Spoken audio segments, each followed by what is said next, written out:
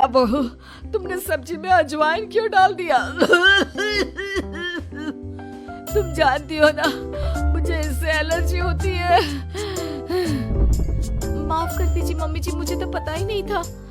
निधि, जल्दी से जाकर मम्मी के लिए पानी लेकर आओ। अरे नहीं नहीं जीजू, आंटी जी की एलर्जी पानी से नहीं बल्कि शहद से दूर हो जाएगी।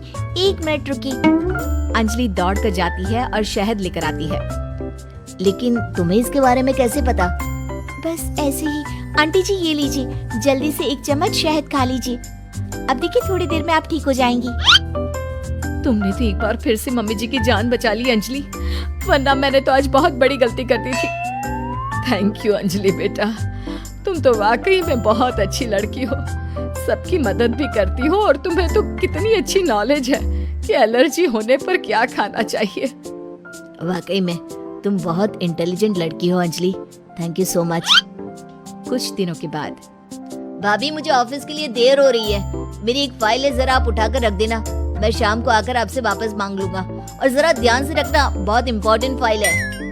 ठीक है अमित, मैं आपकी फाइल अच्छे से संभाल कर रखूंगी। अमित के जाने के बाद, देखो अंजलि, ये अमित की ऑफिस की बहुत इम्पोर्टेंट फाइल है। मैं जानबूझकर इसे कहीं पर छिपा दूंगी और तुम्हें बता दूंगी कि ये फाइल कहाँ रखी है। बस जैसे ही वो मुझसे फाइल ढूंढने के लिए कहेगा, तुम फाइल झटपट ढूंढ कर ले आना और उसे दे देना।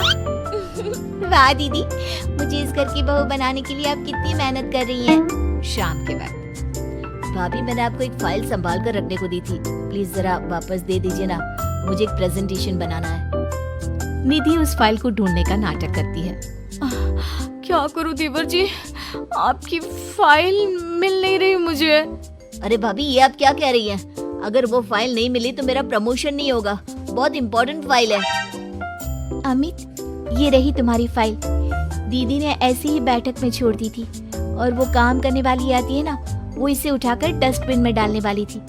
लेकिन सुबह मैंने तुम्हारी बात सुन ली थी तो संभाल कर रख दिया। अंजलि, मैं कैसे तुम्हारा शुक्रिया अदा करूं? तुम जानती नहीं तुमने मेरे लिए आज क्या किया है। अगर ये फाइल खो जाती ना तो मेरा बहुत बड़ा नुकसान हो जाता। देवर जी, मैं तो आपसे पहले से कह रही थी, मेरी बहन अंजलि बहुत अच्छी है। वाकई में बहुत समझदार और इंटेलिजेंट लड़की हो तुम। हमारे फैमिली के लिए कितना कुछ कर रही हो। पहले मम्मी को बचा लिया और आज मेरी फाइल।